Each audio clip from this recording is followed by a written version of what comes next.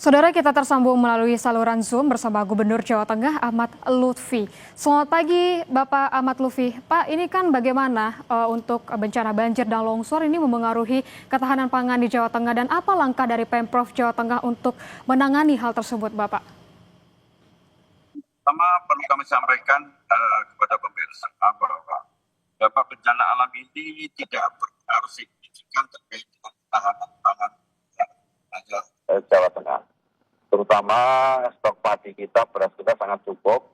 Jadi kalau secara nasional itu adalah 15%, 15,5% kebutuhan stok pangan nasional itu berasal dari Jawa Tengah. Sehingga itu sangat cukup sekali. Termasuk cabai, termasuk bahan pokok penting di tempat kita tercukupi terkait dengan bencana tidak berpengaruh secara signifikan.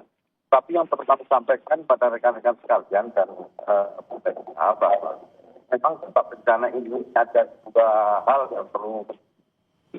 Yang pertama adalah wilayah Gunung Muria, yaitu yang meliputi wilayah Pati, kemudian Parah, Kudus, dan Demak. Baru dua prioritas kita, yaitu wilayah Pati, hampir sekitar 502 pengungsi Juwana yang menjadi prioritas. Dan yang kedua adalah wilayah Demak. Dua daerah itu menjadi perhatian kita khusus untuk wilayah banjir. Jadi Muria, dua tempat dan Demak.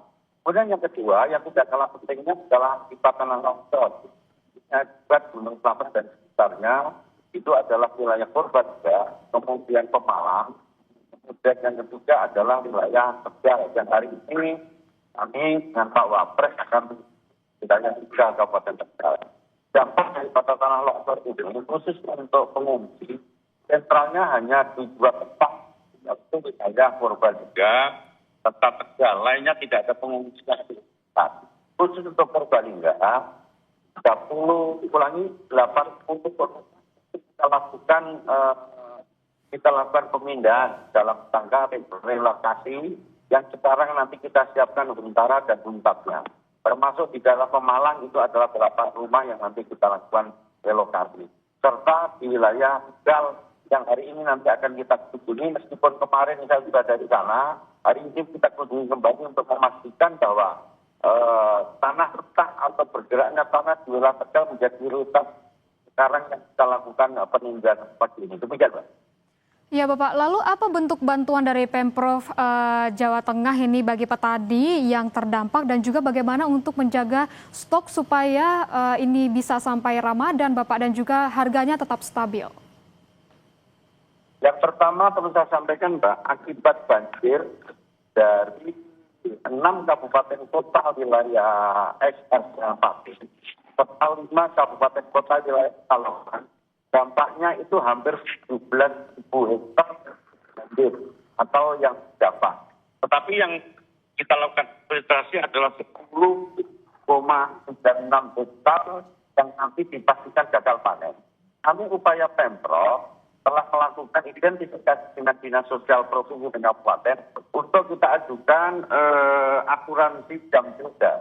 Jadi BUMD kita yang nanti akan mengcover bagian daripada masyarakat yang terdampak sehingga mereka bisa aktif. Itu yang pertama. Dan yang kedua, agar penetrasi harga di tempat kita tergali terkait sampai menghadapi bulan Ramadan serta Lebaran, kita juga sudah mempunyai BUMD kita namanya Dipen maupun jam kerja kita yang lainnya. Untuk apa? Untuk melakukan penetrasi harga dengan jalan satu operasi pasar. Dan yang kedua, kita mempunyai stok distribusian bahan pokok penting yang dikelola oleh BI maupun BUMD kita.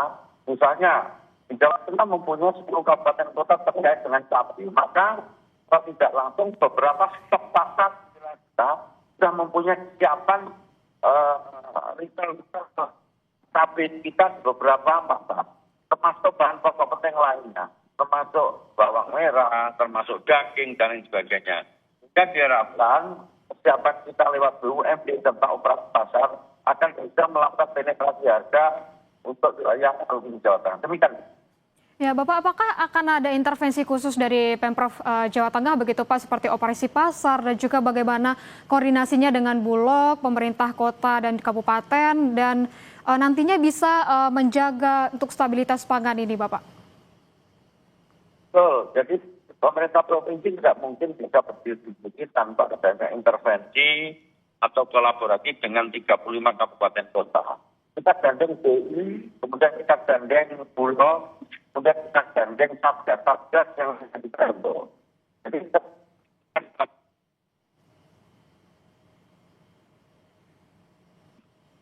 juga menerjunkan satgas yang dibentuk oleh Pemprov dalam rangka satgas bahan pokok penting. Itu terdiri dari Polda dan kita dan lain sebagainya yang melakukan pengamatan agar tidak terjadi ada spekulan kurangan bahan pokok penting di tempat kita. Dari mulai rantai pasok sampai ke distribusi, sampai ke lewat pasar, bahkan sampai ke konsumen kita lakukan pengamatan, Pak.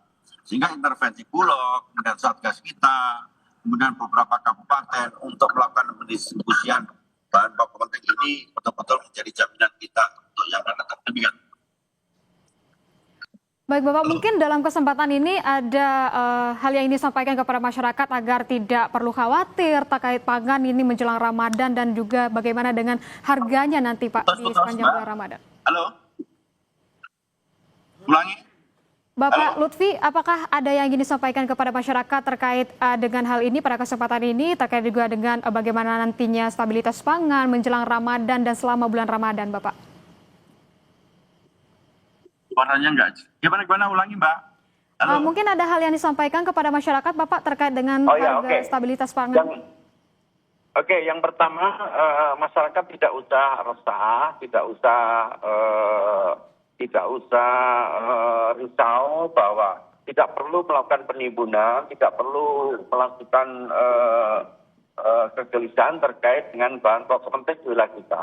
Prinsip Pemprov dengan kabupaten kota akan melakukan suatu penetrasi, baik itu operasi pasar maupun kegiatan-kegiatan lainnya, sehingga fluktuasi harga di tempat kita dapat terjangkau. Dan ini terbukti tingkat inflasi Jawa Tengah sangat bagus sekali, 2,6. Demikian Mbak, saya himbau kepada masyarakat kita dan pemirsa sekalian. Baik, terima kasih Bapak Ahmad Lutfi, Gubernur Jawa Tengah sudah bergabung bersama kami di Kompas TV.